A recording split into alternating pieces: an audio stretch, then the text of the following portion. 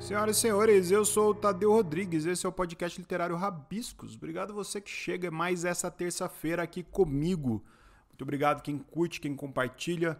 Lembrando que setembro é o nosso mês de festa aqui no podcast, onde a gente comemora nossos 3 anos de Rabiscos. Começou aí nos áureos 2018 e até hoje persistindo, lutando, falando sobre literatura. E agora também falando sobre cinema às quintas-feiras. Muito feliz de estar com vocês mais essa vez, mais esse ano. E como não podia deixar de ser, o ano passado não teve, mas esse ano vai ter, o Rabiscos no Teatro. Muito legal. Novamente nós vamos fazer uma gravação ao vivo, com plateia. Claro que respeitando todas as regras de segurança, de prevenção e combate ao Covid-19. Então nós vamos ter uma plateia diminuta, não será aberto a todos como foi da outra vez, mas nós vamos fazer e vamos transmitir ao vivo nessa sexta-feira, dia 17, a partir das 8 horas a transmissão pelo YouTube, pelas margens pelas margens, youtube.com/margens pelas margens, vai ser transmitido ao vivo então o nosso programa, que terá a presença ilustre da poeta, slammer, performer Mel Duarte. Ela vai estar com a gente, a artista Mel, virá comemorar com a gente. O primeiro ano foi o Marcelino Freire no teatro e agora será a Mel Duarte. Muito legal, estou muito feliz. A Mel é uma querida, a Mel é talentosíssima e vai comemorar com a gente. Então fica ligado, 17 de setembro, às 8 horas no YouTube Margens pelas Margens, a transmissão ao vivo do programa comemorativo. Vai ter também sorteio de camisetas comemorativas, sorteio de brindes e de livros também. Setembro, apesar de ser mês de festa, é também o chamado Setembro Amarelo, que é uma campanha brasileira de prevenção ao suicídio iniciada em 2015. E foi escolhido esse mês para a campanha porque desde 2003, no dia 10 de setembro, é o Dia Mundial de Prevenção ao Suicídio. Lembrando que é um assunto não ser tratado apenas em setembro, e é algo que deve ser sempre encarado nas conversas, nas trocas, e a gente falou também sobre isso no episódio. Para falarmos sobre o tema, convidei a psicóloga Mirtes Dantas, que é especializada em neuropsicologia, em psicologia clínica. Ela é mestre em educação pela Unesp, super ativa nas redes sociais, que você pode encontrá-la no Instagram, no perfil Mirtes Dantas, que eu vou deixar aqui embaixo a grafia certinho para vocês acompanharem. A Mirtes é uma excelente psicóloga, falo em causa própria, pois ela também é minha terapeuta e eu sempre aprendo muito com ela, ouço muito ela. Eu convidei também o escritor Vitor Hugo Félix, que está lançando seu livro Triste História do Fim do Mundo, que saiu pela editora Penalux agora, e ele também é autor de 2 outros livros, Anseios, pela editora Arven, e também sobre Amores, Mágoas e Passagens, que saiu pela editora Independente. A gente vai falar em especial desse livro, Na Triste História do Fim do Mundo, onde ele aborda um mundo distópico, um cenário pós-apocalíptico, em que o céu se torna rosa e a humanidade morre, deixando apenas como sobrevivente uma família por uma mãe e 12 filhos. Os filhos lidam nesse cenário árido, com suas adversidades, com seus medos, e principalmente com esse medo da morte iminente, a morte que vai acontecendo capítulo a capítulo. As pessoas passam a ver a morte de uma forma muito misteriosa, que dá uma certa tensão no livro. Os seus corpos, na verdade, os corpos dos personagens que morrem, eles desaparecem. E a celebração do velório é feita de uma forma inusitada, sempre encarando a morte com uma certa alegria, cantando, dançando, enfeitando o espaço em que a pessoa que morreu vai ser velada. A morte passa a ser uma grande realização para os irmãos sobreviventes e, apesar deles estarem na tenra idade, precisam criar forças para lidar com essa adversidade. A história é muito boa, a gente vai falar sobre ela, sobre o processo criativo do Vitor, mesclando aí com as opiniões da Mirtes. Lembrando, se você conhece alguém, se você está passando por algum problema de depressão, ou se você tem ideações suicidas, há uma série de profissionais que podem te ajudar, seja terapêuticos, e também ao Centro de Valorização da Vida, através do telefone 188. telefone 188 que eu vou deixar aqui embaixo também. Então você pode ligar ou você pode indicar para alguém que esteja precisando ou passando por algum problema dessa natureza. Quero agradecer especialmente o Alisson Estevão esse episódio, que com muita destreza me ajuda na curadoria literária do Rabiscos. Ele lê o livro junto comigo, ele monta os roteiros, ele me ajuda a nortear aqui. Muito obrigado, Alisson. Quero agradecer também a Carol, que toda quinta-feira apresenta o Cabine do Filme. Então, terça-feira eu continuo com o Papo Literário, às quintas-feiras a Carol assume. E minha querida e amada Lua Ferreira, do Sou de Lua, que também ajuda na curadoria literária, e em breve ela vai apresentar comigo também o Rabiscos. Lembrando que a edição é feita por mim.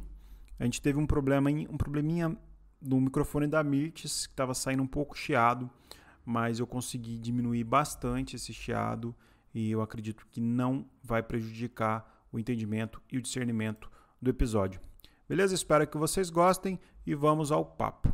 Vitor Hugo, Félix, Mirtes Dantas, obrigado vocês por estarem aqui comigo no Rabiscos. Fiquei muito feliz. Eu que agradeço o convite para poder participar aqui do podcast. E Mirtes, minha querida terapeuta, que veio aqui falar um pouco, brilhantar nosso espaço também. Seja bem-vinda, viu? Obrigada, agradeço também o convite, né? Lembrança do meu nome. E só quero te pedir para não mentir muito sobre isso. Só fala a verdade, minha boca é um cúmulo.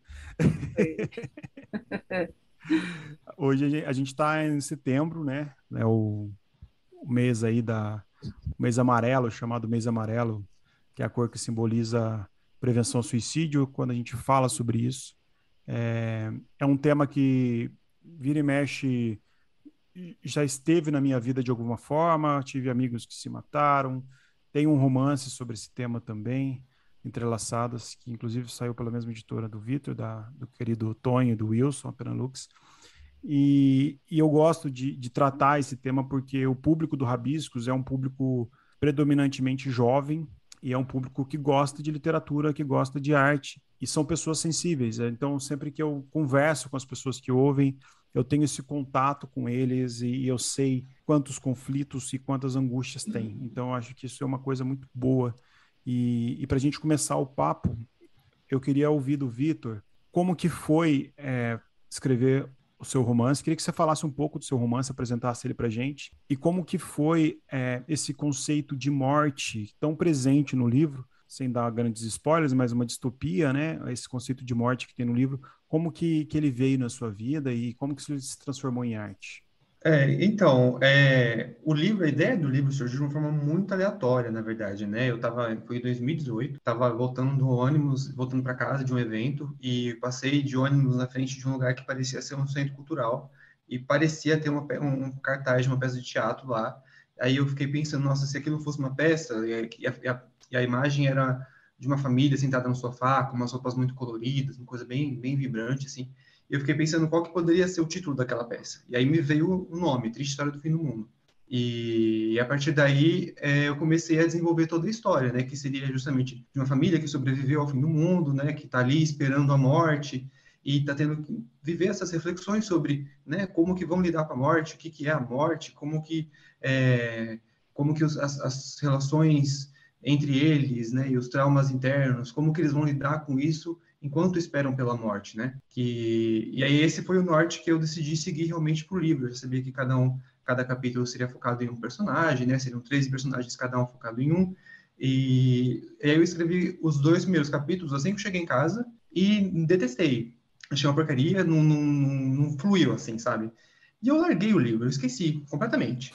Aí em 2019, no começo de 2019, eu fui assistir um vídeo da Jut Jut com a doutora Ana Cláudia Quintana Arantes, que é especialista em cuidados paliativos. Então, ela tem essa abordagem de proximidade com a morte. Ela tem um trabalho lindo, né? É incrível. E ela falou muito sobre... Eu até assisti outros vídeos dela, e depois que eu lancei o livro, eu li o livro dela, ela fala muito sobre essa noção de você ter realmente a morte como uma parceira, né? De você estar sempre com a morte do lado, para que ela te estimule a viver melhor, né? E acho que esse é o ponto central. Você está consciente da sua morte para que você consiga viver os momentos, aproveitar a sua liberdade, viver realmente a sua vida da forma como você realmente deseja viver, sabe? Para quando chegar ao seu fim, você olhar para trás e dizer que pelo menos tentou.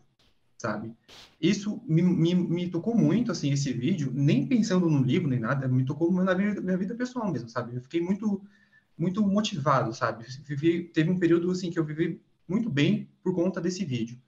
Mas aí aconteceu uma situação meio traumática, que aí eu fui pro lado oposto, né? Que aí eu já perdi completamente a esperança na vida, eu achava que nunca mais eu ia ter chance de ser feliz direito, nessa ideia de que já fui feliz demais na minha infância, então agora daqui para frente é só ladeira abaixo, sabe? Chegou num momento que eu falei, meu, não dá mais, não dá mais, eu tenho que encerrar aqui. Daí foi aí que eu comecei a ter mais pensamentos suicidas, né? Aí eu comecei a fazer terapia. A minha terapeuta, ela é psicanalista e ela tem o método dela é da escritoterapia. Ela também é escritora, né? Ela é biógrafa do Sidney Magal e de muita gente aí do mundo musical. E ela tem essa abordagem no processo da terapia, né? A sessão começa justamente escrevendo um texto que ela pede de algum tema que ela julgue relevante lá. E aí, a partir do texto, ela dá o tom de como que vai ser a sessão. E aí isso também ajuda muito no processo de escrita, né? Para a pessoa que trabalha com escrita, que trabalha com arte e tudo mais, isso libera muito, porque isso tira esses bloqueios criativos, né? Muito do bloqueio criativo vem também de problemas emocionais. Então, conforme você vai tratando o seu emocional, você consegue também tratar a sua escrita. E aí, nesses processos de cura, eu me reencontrei com o texto História do Fim do Mundo, né? Fui olhar o livro e falei, nossa, não, isso aqui não tá tão ruim assim, dá para trabalhar isso aqui. E foi daí que eu fui realmente investir no livro, né? Isso ainda em 2019. E aí acabou que, né, pandemia, e aí de repente todo Quase o mundo fim do morrendo, mundo mesmo, né? sabe? Quase o fim do mundo, tal. Isso gerou uma sensação assim muito de conflito, assim. Eu sei que tem bastante gente, eu recebi bastante mensagem de pessoas que começaram a ler o livro e tiveram que parar em algum momento porque a situação do mundo está complicada demais para ter que ficar pensando na morte e tudo mais. Mas, de qualquer forma, o que eu busquei realmente no livro é trazer um pouco de toda essa minha experiência, assim, sabe? Desses dois lados, de ter a morte realmente como essa parceira que me ajuda a viver melhor e que me faz ir atrás mesmo do que eu quero, e também do escapismo, né? Não tá dando certo, esquece, não consigo mais. Melhor desligar a máquina, né? Mas eu queria muito que a principal do meu objetivo com o livro é que a morte conseguisse ser apresentada de forma mais natural, sabe? Porque a gente precisa realmente entender a morte como uma coisa natural e que ela acontece, mas ela deve acontecer no seu tempo, né? A gente não tem que antecipar a morte, a gente não precisa antecipar a morte. A gente pode entender ela, ter ela realmente como uma parceira, mas a gente não precisa antecipar. A gente pode viver realmente cada dia, tendo aí realmente as nossas lutas, superando aí cada dia um pouco as nossas dificuldades e viver melhor, sabe? Acho que esse é o grande objetivo, né? Viver melhor, cada dia um pouco melhor. Eu gosto dessas referências que você faz, lembra um pouco a ideia da caveira mexicana, ou até mesmo das pessoas que gostam de estar perto de algo que simbolize a morte, justamente para se sentir vivo também, para se motivar. E você consegue fazer isso. Você transforma, né, a sua história numa história dolorida, sim, né, mas ao mesmo tempo você consegue ter esse apreço. Ô, Mirtes, por que que a gente tem tanto medo de morrer? E por que que tem pessoas que querem morrer no ponto de vista psicológico, assim? Por que que a gente tem tanto medo do desconhecido?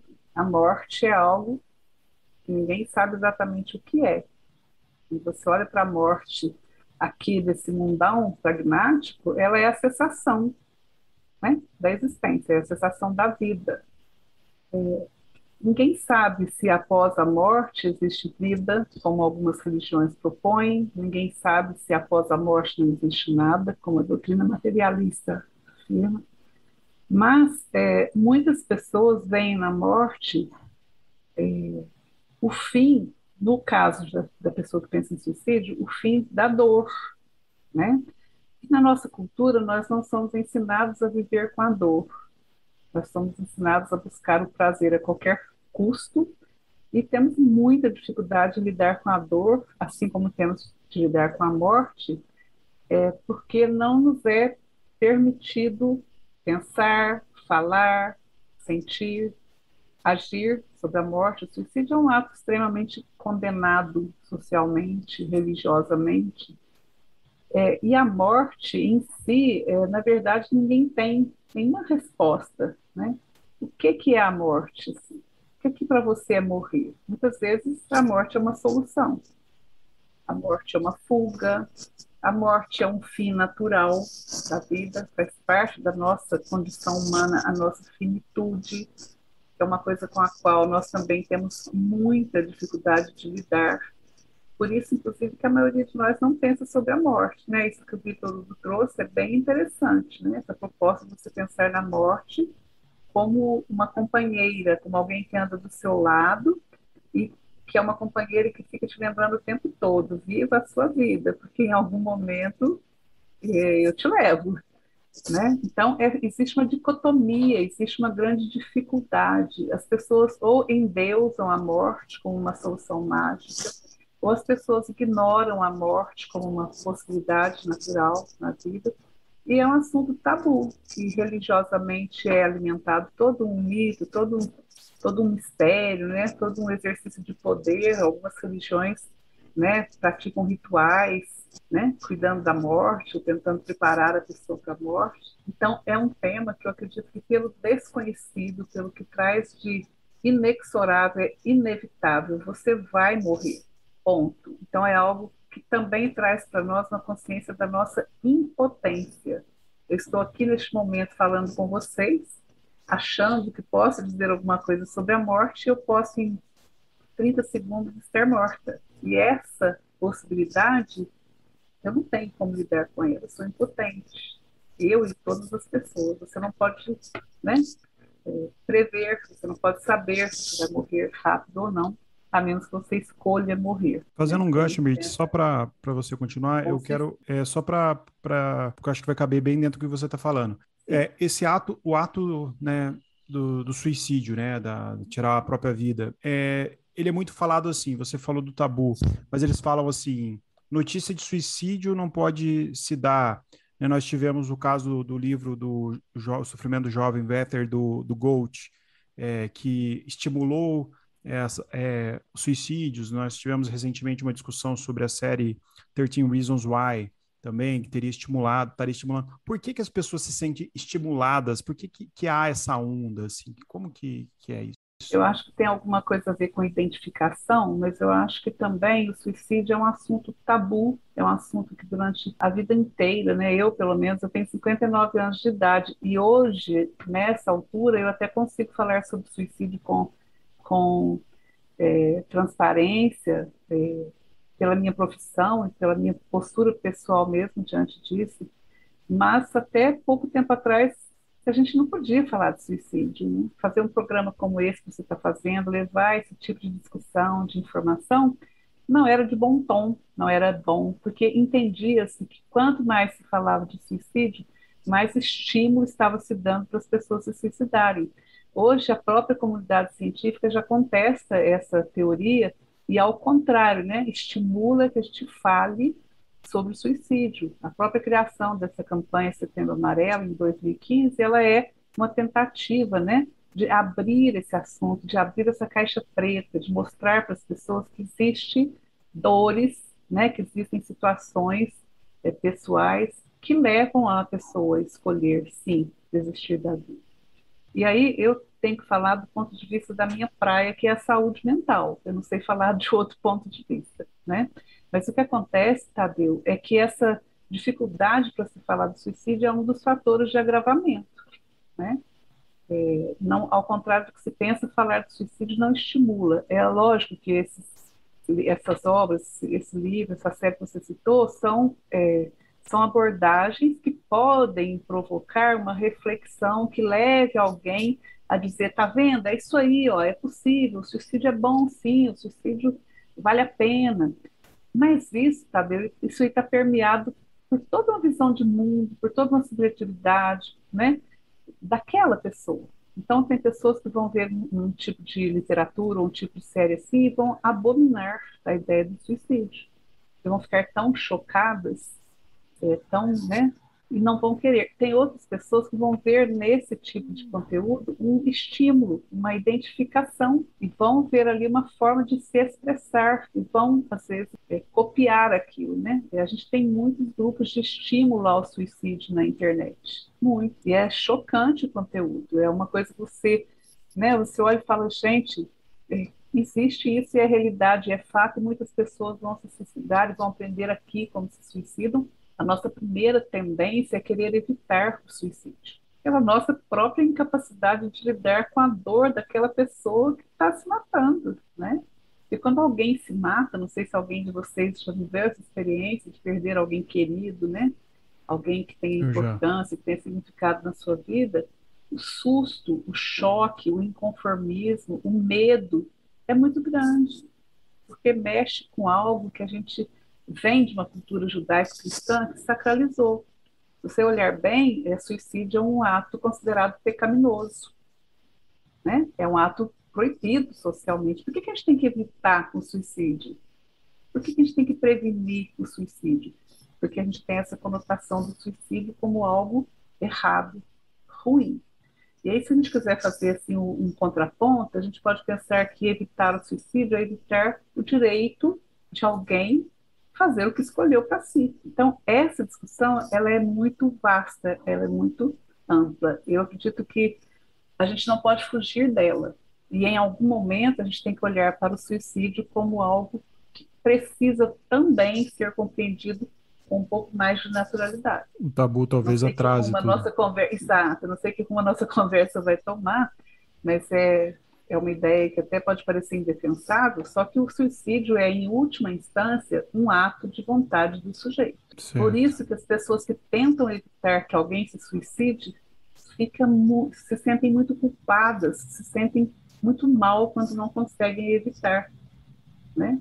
Mas essas pessoas jamais têm o poder de decidir por aquela pessoa que se mata, entende? O suicídio é um ato de vontade daquela pessoa que, em última instância, tem que ser respeitado. Teria, assim, você teria que analisar caso a caso, se isso fosse possível, porque existem pessoas que se suicidam porque estão sofrendo de um transtorno mental. Então, a depressão, por exemplo, é um tipo de transtorno que muitas vezes leva a pessoa ao suicídio. Uma situação em que, se ela não estivesse sofrendo de uma depressão, geralmente uma depressão grave, talvez ela não se suicidasse. Porque com a depressão vem a desesperança, vem o desespero, vem a incapacidade, né, de sentir prazer, de dar significado para a vida. E aí eu pergunto para vocês, uma pessoa que está em sofrimento profundo por uma depressão e se suicida, é um ato consciente? É difícil falar, né? Exato. Então, assim, a gente não consegue medir a dor do outro. E é isso que as pessoas, quando pensam em suicídio, precisam refletir. A gente não consegue saber a intensidade da dor do outro. Então, a gente não tem o direito, né, de julgar, de condenar, de discriminar. A gente precisa, sim, oferecer toda a condição para que a pessoa que pensa em se suicidar faça isso, se for o caso, de uma forma consciente, como uma expressão livre da sua vontade. Eu entendi. Quando você E fala da aí, vontade do suicida, é para a pessoa, não o suicídio em si, não é que você está dizendo assim, é um ato natural é um se ato de matar. vontade do Mas sujeito que suicida, né? eu acho que o que você quis dizer, se corrigir se estiver errado. Mas, por exemplo, Sim. se eu tenho uma pessoa que eu sei que quer se matar, eu posso até ajudá-la, conversar, orientá-la, mas eu não posso me punir caso isso Se essa aconteça. pessoa decidir Uhum, morrer, eu entendi. exatamente. Porque se você pensar no monte de culpa que existe, quem já conviveu com a família enlutada por A alguém família com que vergonha, né? suicidou, a família não fala sobre isso. Eu quero até Vergonha. contar uma coisa para vocês que eu acho que é interessante. Há uns anos atrás, eu e a minha irmã criamos um grupo de apoio aos familiares de suicidas aqui em Poços de Caldas. Olha Era um só. grupo gratuito, nós conseguimos uma sala numa escola aqui, funcionaria numa segunda-feira à noite. Nós ficamos 2 meses com as portas abertas, à espera de alguém que entrasse ali, e nós não recebemos nenhuma pessoa. Tá? E a gente sabe, né, que existem muitas famílias enlutadas pelo suicídio e muitas pessoas que poderiam se beneficiar de um apoio psicológico, que no caso a gente estaria oferecendo gratuitamente, e que não buscam, porque são incapazes de lidar com aquilo que sentem, né? Então, são pessoas que vivem escondidas na dor que têm de ter perdido. Então, são mães que se sentem culpadas, são pais que se sentem culpados, são amigos, são cônjuges, são pessoas que conheciam e que se sentem impotentes e culpadas por não terem conseguido evitar esse ato. E não conseguiram evitar, Tadeu, porque esse desejo, essa vontade, essa decisão não é dessas pessoas, é de quem se mata. Exato. Então, eu gostaria mesmo de aproveitar essa oportunidade para colocar essa proposta de reflexão. Interessante. A pessoa que se mata, ela está fazendo o que ela escolheu fazer. Então, não tem nada que ninguém possa fazer para que essa pessoa tome uma decisão diferente. Ah, a gente pode prevenir? Pode. Pode ser acolhedor, pode se colocar à disposição, pode tentar ajudar a pessoa a ressignificar a própria vida, a reconstituir a sua esperança, mas a gente não pode decidir pela pessoa que ela não vai se matar. Então, essa separação é muito importante que ela fique clara, que ela seja clara. A pessoa que suicida merece ser respeitada na sua decisão também. Que as Então, pessoas a não gente sofram, precisa, né, tirar o peso dessa condenação quase que eterna que a gente faz de quem se mata. Interessante. Ô, Vitor, o seu livro, ele trabalha com a morte, primeiro com uma morte impactante, que é um mundo distópico, onde não tem mais ninguém a não ser uma família. Essa família é a única família que restou, e você trabalha com a morte num sentido lento. Os capítulos vão tirando a vida das pessoas. E o leitor pode experimentar isso também, quase sentir essa perda junto com a sua ideia de criação. E você falou que você passou por um momento difícil, você já teve ideação suicida, e eu acho bom você falar isso abertamente, a gente poder falar sobre isso, eu acho isso muito, muito importante. Como que você é hoje com a sua literatura exposta? Como que você lida com o seu tempo, que é um tempo cruel no livro, e como que você se autoavalia nisso tudo, assim? Olha, eu vou até comentar uma questão que eu acho que é bastante ligada até com os comentários da Mirtes, né? Teve uma vez que eu cheguei na minha terapeuta chorando, desesperado, porque eu ainda já tinha um tempo de terapia, né? E eu cheguei chorando, desesperado, porque eu ainda tinha pensamentos suicidas. Né? Eu fiquei, meu Deus, eu ainda quero morrer, o que está acontecendo? Tava desesperado, assim, chorando, desesperado. E ela olhou para mim com toda a calma do mundo e falou, olha, um monte de gente quer morrer também. Você não é especial por causa disso, né? Todo mundo vai querer morrer em algum momento da vida, sabe? Chega uma hora que a gente cansa, porque aí são muitos desafios, são muitos problemas, né? São muitas questões, assim. Então a gente cansa mesmo. Chega uma hora que cansa. Normal você querer morrer. Só que daí para você chegar a fazer, são várias etapas aí que vão tem que tomar cuidado, né? Mas esse cansaço, né, ai meu Deus, não vai mais, nunca, as coisas não vão mais para frente, e tal, é normal, isso acontece, todo mundo vai passar por isso em algum momento na vida ou vários momentos na vida. Essa fala da minha terapeuta me acalmou muito, muito, muito, muito. Desde então, eu particularmente nunca mais tive esse tipo de problema, esse tipo de pensamento de ação suicida. Para mim, isso realmente deu uma guinada na minha vida muito diferente. Voltei, assim, até ter alguns probleminhas, né? Chegar ali, um momento que eu falei, nossa, que eu sentia que eu estava indo para um caminho já mais perigoso, mas eu já estava mais preparado para poder me desviar e falar, não, ainda é possível seguir em frente, dá para seguir em frente, dá para seguir em frente, né? Nesse sentido, eu acho que eu evolui bastante. A questão que eu acho que é muito curioso mencionar é que eu queria muito no livro que, mesmo que ao longo do livro a situação fosse ficando mais tensa, a morte ainda fosse apresentada como uma coisa leve. E eu vi que não tem como, não tem como. Ainda mais quando, né, um número muito grande de pessoas morrendo, não tem como isso ser uma coisa leve. Isso tem um peso que, assim, eu não consegui tirar, né? Não tenho como a gente mexer com isso, né?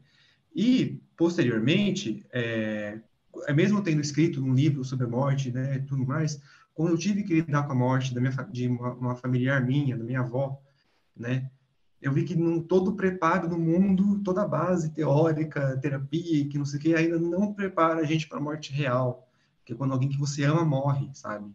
E ainda mais no Covid, que você não pode fazer um velório, você não pode abraçar as pessoas, sabe? Aquilo dá uma bagunça na cabeça muito grande. Então, de certa forma, eu entendo hoje, eu consigo entender muito melhor a morte. Tenho realmente a morte mais como essa parceira que me estimula de fato a viver melhor, aproveitar mais os momentos, né? Porque acho que esse é a grande sacada, assim, é de você ter mais controle sobre as suas decisões, sabe? Grande, assim, se a morte pode te ajudar numa coisa, é nisso. Você ter controle das suas decisões, você saber definir, escolher aquilo que você realmente quer fazer, aquilo que você, daqui a alguns anos, você vai olhar para trás e falar, nossa, ainda bem que eu fiz aquilo. Nossa, ainda bem que eu tomei a decisão, ainda bem que eu tomei esse risco, sabe? Vão te dar essa satisfação de, pelo menos, eu ter tentado. Posso não ter alcançado o que eu queria, mas eu tentei, sabe? Fiz a minha parte. Então, eu consigo ter a morte nesse sentido, mas a morte continua tendo o mistério de sempre, né? Não tem muito como mudar, né? Quando algum familiar meu morre, o luto vem, a tristeza vem, é só uma nova forma de conseguir lidar com esse luto, de lidar com essa tristeza, mas a dor é igual, é igual. E tem uma coisa interessante no seu livro, que quando a gente lida com a morte de todo mundo que morreu, ela não tem tanto significado quanto a morte individualizada da pessoa que você conta a história, né? Então você conta a história de alguém, ela tem muito mais importância daquilo do que quando o mundo todo está morrendo, quer dizer, morreu, né? E não morreu de fato, assim, eles evaporaram, né? Eles se desfizeram. Isso. E isso é curioso, né? Porque quando a gente conhece a história da pessoa, a gente tem um apreço por ela, né? Quando a gente conhece a história do vilão, a gente torce pelo vilão, né? Porque quando você conhece a história, você se identifica, você passa a caminhar do lado, né? E você faz isso. E não sei se aconteceu contigo, quero te perguntar, mas agora você lançando o livro, as pessoas vão ler e tem essa coisa de transferência de ideias, né? Se as pessoas chegam e falam para você assim, querem ter conversas profundas sobre a vida e sobre a morte contigo, porque você falou sobre isso, entendeu?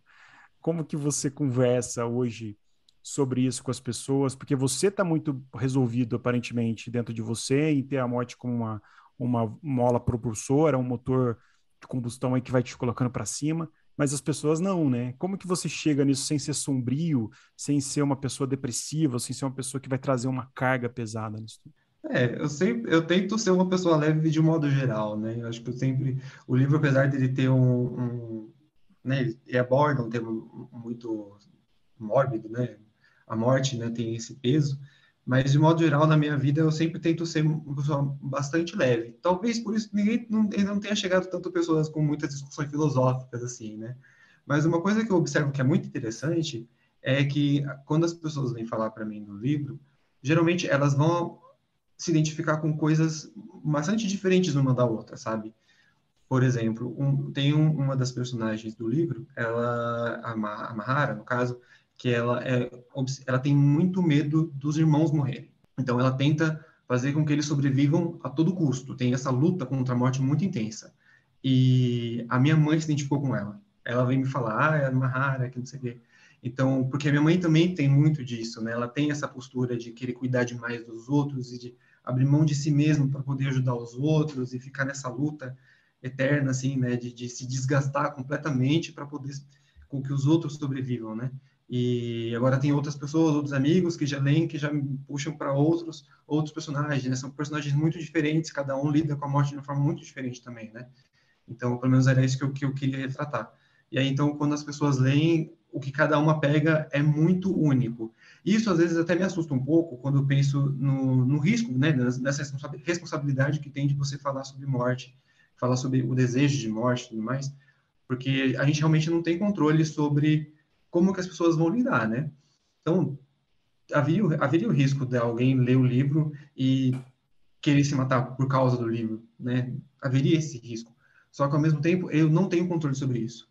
É o que a Mirtz Eu falou, tenho né? que Você me... não pode se sentir culpado por isso, Eu né? não Pela posso... vontade do não outro, né? posso... Exatamente, eu não posso ser responsabilizado pela forma como uma pessoa vai ler, porque eu não tenho controle sobre a bagagem daquela pessoa para Uhum. poder receber o meu livro, né? Acho bastante interessante, assim, que muitas pessoas tenham realmente ou evitado ler o livro, ou ler o livro muito lentamente, ler de pouquinho em pouquinho, capítulo por capítulo. É um livro curto, dá para ler muito rápido, mas as Uhum. pessoas optaram por ler devagar, porque para poder ter absorver aquilo de uma forma que não vai fazer mal para elas, né? Então, tem esse jogo aí, né? Fazendo um pouco dessa reflexão que você trouxe, que para mim ela é nova, porque quando a gente fala de suicídio, a gente sempre se preocupa em falar do ato suicida em si e do suicídio em si, e quando fala que se a gente visse o suicídio como uma coisa natural, as pessoas talvez parassem de se culpar tanto por uma atitude do outro, né? O que não viabiliza também a preocupação de se ter com uma pessoa que age contra um instinto humano, né, de sobrevivência. O que que representa, Mirtz, o Setembro Amarelo na visão da psicologia? Porque eu vi muitas críticas também ao Setembro Amarelo, falando, é um mês que somente nesse mês as pessoas falam, outras pessoas falam, estão romantizando o suicídio. Eu, particularmente, vejo como um ponto positivo o Setembro Amarelo, porque eu acho que é importante, como você disse, falar sobre isso. Mas a gente não vê uma unanimidade sobre esse tema ainda, né? Talvez por tudo isso que você se expôs. Como que a gente poderia falar agora numa outra visão? Vamos supor que a gente tem ouvintes do Rabiscos, aí espalhado pelo Brasil, que talvez queira entender ou tá ouvindo o Vitor Hugo falar, olha, eu tinha de ação suicida, eu passei a escrever, fiz terapia e hoje eu amo a vida, né? Hoje você é jovem, você tem uma história para escrever ainda. O que que você me falaria, Mirtz, nesse contexto agora, para as pessoas que estão ouvindo, Setembro Amarelo, como que é útil isso para a sociedade? Setembro Amarelo é uma campanha relativamente recente, né? Ela começou em 2015, tem aí a participação do CVV, né, que é o Centro de Valorização da Vida. Aliás, vamos deixar aqui o telefone 188, né? 188. Vou deixar na Pode ser descrição muito também. útil, né? E que eu acho que vem cumprir esse papel de obrigar aí, entre aspas, né? Aquelas aspas que eu gosto sempre de colocar em algumas palavras, né? Mas que vem obrigar a gente a falar, a pensar, a se posicionar, a levar informações sobre algo que é tabu, sobre algo que é um assunto proibido, sobre algo que tem, né, provocado a morte de milhões e milhões de pessoas em todo o mundo, e com uma observação importante, como esse programinha seu aqui, que é muito visto pelos jovens, né, gente? É importante a gente destacar que os jovens têm se suicidado muito mais. Né? A quantidade de suicídio entre os jovens ela tem aumentado muito e tem preocupado muito, porque é o segmento que tem maior acréscimo. A gente tem algum crescimento aí de suicídio de crianças também, De que é crianças. talvez ainda mais difícil de se falar, mas a gente tem crianças de 10 anos, 8 anos, mas o grande número mesmo que tem tido um crescimento vertiginoso está entre os jovens. E o que acontece? A adolescência, o início da juventude é uma fase da vida muito complexa, né? Os hormônios estão em ebulição, toda aquela sua identidade que você formou ali entre 10, 12 anos de idade, para a gente ficar na psicanálise, né? Você vai ratificar, consolidar e vai, né, usar, né, essa experiência exatamente durante a juventude, durante a adolescência, especialmente, para se ratificar como pessoa, para se identificar, né? Eu sou a Mirtz, eu não sou nenhuma outra pessoa. E é isso que se forma, que se consolida na minha adolescência. Por isso é uma época de muita revolta, de muito questionamento, de muita discussão, de muita testagem de limites, né? Vocês já passaram pela adolescência? Lembrem aí quantas bobagens vocês fizeram naquela época, né? Então, assim, é um momento em que a pessoa precisa muito do grupo para se reafirmar, né? Para se identificar. Ela precisa de muitos limites. Não estou falando de limites no sentido de proibição ou de coerção, mas de limites claros, né? Que geralmente é a família que teria essa função. Então, o adolescente precisa ter a liberdade de ir testar os seus limites, sabendo que ele tem uma retaguarda, que ele tem um acolhimento em casa, que ele tem os pais ali que vão mais ou menos direcionar. Hoje a gente tem também uma questão social, que as famílias são as mais diversas possíveis, a gente tem uma certa até desintegração, né, da família, se a gente pensar no modelo mais tradicional, nada contra, quanto mais diversidade nas famílias, melhor, né? Mas às vezes nessa fase da vida falta um pouco disso, né, dessa clareza, dessa sustentação, dessa orientação. Então, o que acontece? Muitas vezes a pessoa se perde de si mesma. Para o adolescente, isso é ainda mais trágico. Eu não sei, Vitor Hugo, o que você sentia nessa época em que você começou a ter ideação suicida, mas muito provável que você se desqualificasse, talvez como pessoa, que você tivesse uma autoestima ainda carente de ser consolidada, que você tivesse alguns traços de personalidade ou de identidade ainda não, vamos dizer, consolidados, né? Então, provavelmente, hoje, você adulto, tendo superado essa fase, você pode olhar para aquele momento e falar, nossa, que bom que eu insisti, né? Porque toda aquela angústia, toda aquela fragilidade, toda aquela dúvida que eu tinha, hoje eu já não tenho mais razão de ser e eu consigo me tolerar, eu consigo viver sendo quem eu sou. E, aliás, eu consigo ter prazer em ser quem eu sou, né? Então, assim, é um processo, as pessoas não chegam no suicídio de um dia para o outro. Ninguém acorda de manhã, num dia, e fala, vamos suicidar. O suicídio, ele vem de um processo pessoal e íntimo, progressivo, em que você vai ficando descontente, você vai ficando desesperançado, você vai ficando infeliz, você vai se olhando, não vai se reconhecendo, e você começa a buscar coisas que têm significado para você estar aqui, você começa a não encontrar, você começa a questionar, e em algum momento você vai se envolvendo num processo mental, num processo emocional, que ele vai ficando muito difícil, né? Ele vai ficando doloroso. Por isso que a gente sempre associa suicídio à dor. Quem está completo, pleno, feliz, pode até ser que se suicide, mas não é o que a gente vê na maioria dos casos. Sempre por trás de um suicídio tem uma história de dor, que começou em algum momento, que se intensificou e que culminou naquele ato. Dificilmente você vê alguém, Tadeu estava tão feliz que se suicidou. Né? Você tenta extrapolar bem assim, é bem no limite. Então, esse lidar com a dor é que deve nos preocupar. As pessoas que estão nos ouvindo, né, que estão se interessando por esse tema, eu indico assim que olhem para si e tentem identificar que nível de dor é esse que estão sentindo. Que tentem falar dessa dor, que tentem encarar essa dor de frente, que tentem, né, buscar formas de expressar essa dor, porque a nossa sociedade também não estimula muito isso, né? Falar de dor é piegas, falar de coisas ruins é chato, né? Ixi, lá vem Tadeu com aquele papo cinza dele, né? Com essa coisa negativa.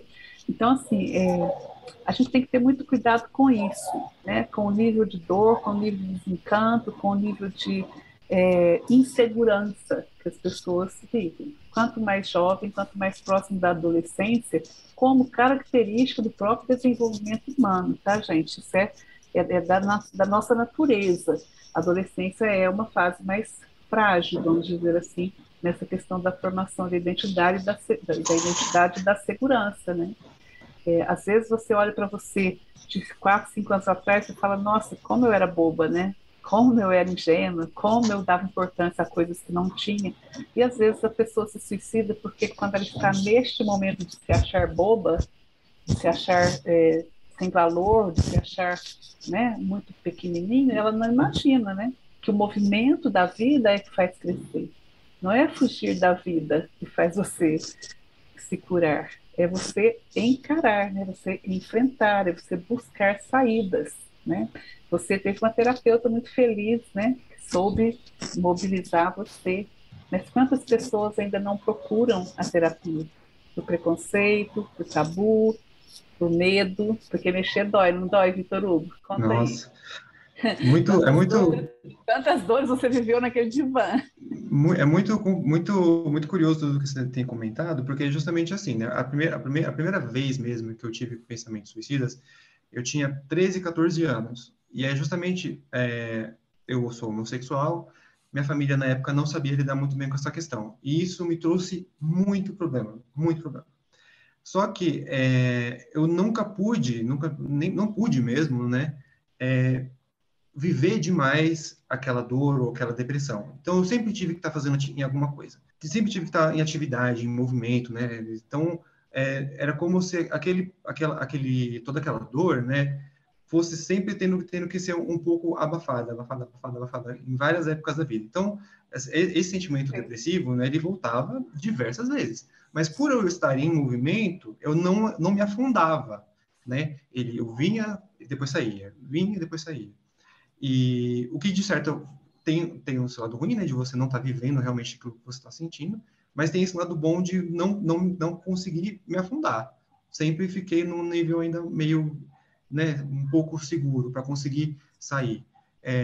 E quando isso voltou, isso já estava com meus 26, 27 anos, né, 2019, de 27, então eu já estava mais adulto e voltou todo esse sentimento, essa vontade de morrer, né? E eu parei para ler, eu estava no meio da academia, parei para ler a carta daquela atriz Leila Lopes que se matou, eu fui ler a carta de despedida dela, e eu falei, meu Deus, eu sou essa carta inteirinho, sabe? Então, bateu essa identificação e era justamente de toda essa questão da autoestima que ainda não estava construída, do senso de identidade que ainda não estava construído direito, sabe? Era tudo muito...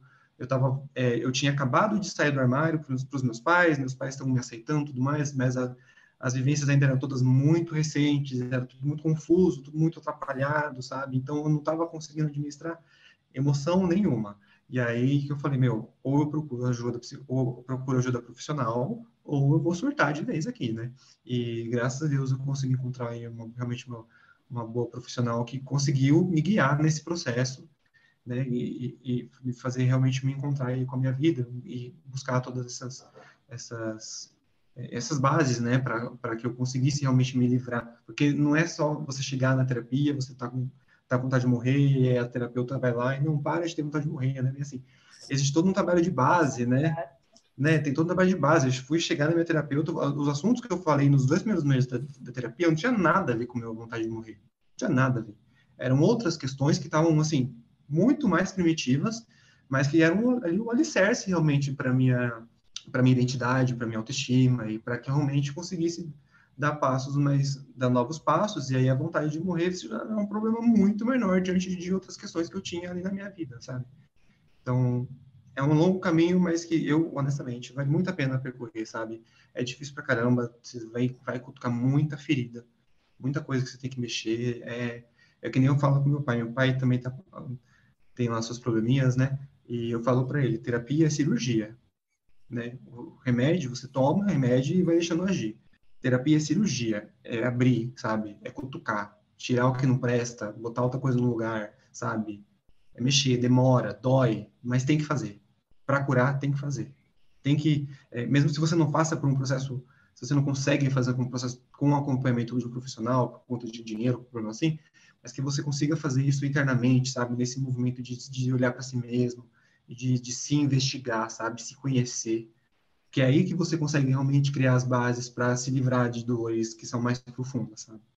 Você trouxe uma questão interessante aí, Tadeu. Se você me permite, eu quero Claro, pegar por um favor. gancho aí, porque eu acho Pode. que é informação assim, muito útil para Sem as dúvida. pessoas. Essa questão que você trouxe da condição para se fazer terapia é muito importante. Terapia é vista ainda como um procedimento de elite, é vista ainda como um procedimento que as pessoas às vezes não têm acesso. Na esfera pública, o acesso à psicoterapia ainda é um tanto precário, a gente ainda tem que brigar muito para que se ofereça a psicologia individual, a psicoterapia individual, mas já existe um trabalho de base, já existem grupos, né, de psicoterapia, tem sido feito um trabalho assim, mas especialmente com o advento da pandemia, que mexeu muito com a saúde mental das pessoas, surgiram e existem inúmeros serviços de atendimento de psicoterapia mais acessíveis, que é o que a gente chama de atendimento social. Então, são profissionais que se dispõem a atender cobrando um valor abaixo do que seria o tabelado, abaixo do valor de mercado, que oferecem a mesma qualidade de trabalho, porque tem essa proposta de apoiar, né, de salvar vidas, de contribuir para o bem-estar das pessoas. Então, se tem alguém nos ouvindo que tem essa dificuldade, né, é importante que saiba que existem muitos serviços sociais, as universidades, algumas instituições, assim, associações, por exemplo, de psicanalistas, associações de psicólogos, entidades assistenciais, são muitas igrejas de várias religiões, né, templos de várias religiões, oferecem a psicoterapia com valor simbólico, com valor social ou mesmo gratuitamente. Então, se alguém está nessa situação, não perca a esperança de conseguir um tratamento de qualidade. Busque, pesquise na sua região. Eu mesma posso, né, se for o caso, passar referências para as pessoas, posso deixar com o Tadeu divulgar de alguma forma. Eu coloco aqui, sim. Né, você pode colocar aí, para que as pessoas saibam que existe, sim, luz no fim do túnel. Existem pessoas dispostas a ajudá-las. Então, esse acesso financeiro, hoje a gente tem algumas alternativas, não que consiga atender todo mundo, todo o tempo, mas isso também, se você está passando por uma situação assim, né, se alguém está passando por uma situação assim, vale a pena procurar, porque tem esse apoio, ok? Ok. Bom, gente, o papo tá maravilhoso, né? A gente tá conseguindo unir essa história do Vitor ao conhecimento da Mirtz. Alisson, você que leu o livro também, tá ouvindo o nosso papo aqui. O Alisson, curador literário aqui do Rabiscos, me acompanha nas gravações. Tem alguma colocação, alguma pergunta para fazer? Olá, pessoal, tudo bem? Vitor, assim, eu posso dizer que eu me deliciei assim com a leitura dessa obra que foi para mim foi fantástica. Você ainda falava da dinâmica da leitura e tudo mais que algumas pessoas começaram, e tiveram algumas leituras intermitentes, né? Mas eu não consegui assim. Eu fui assim, foi uma leitura realmente voraz, né? E eu queria tentar conjugar numa mesma pergunta, abarcar as duas áreas aqui, né? Nós temos a área artística e a área profissional, né? Mas no sentido até por aquilo que o próprio Rabisco se propõe, né? De divulgar a arte, enfim, divulgar a extensão da literatura aí nos diversos dilemas sociais, né? Mas, ô Vitor e Mirtz, eu queria saber a literatura, né? Como que ela se coloca, qual que é o protagonismo que ela tem. O Vitor, que trouxe aí, né, essa experiência fenomenal, assim, né, essa questão como que a morte se comporta, como que a morte, como ela aparece nas diversas visões, né, e a Mitz, que tem essa experiência profissional, né, qual que é o protagonismo, por exemplo, da literatura ou da arte como um todo, né, como enfim, como um mecanismo ali de ajuda, um mecanismo ali de amparo mesmo, né? Como que vocês analisam, né, sobre essa perspectiva, né? A morte e essas diversas facetas que foram faladas aqui, né? E a literatura ou a arte, de um modo geral, como um amparo nesse sentido. Olha, assim, da minha parte, eu acho que tudo começa com o autor, né? No final das contas, tudo tem que partir do autor, dos autores, né? Tem que haver os autores também precisam estar ali preparados para lidar com a morte, né? No nível muito pessoal. Na minha terapia existe um trabalho muito grande nesse sentido, né?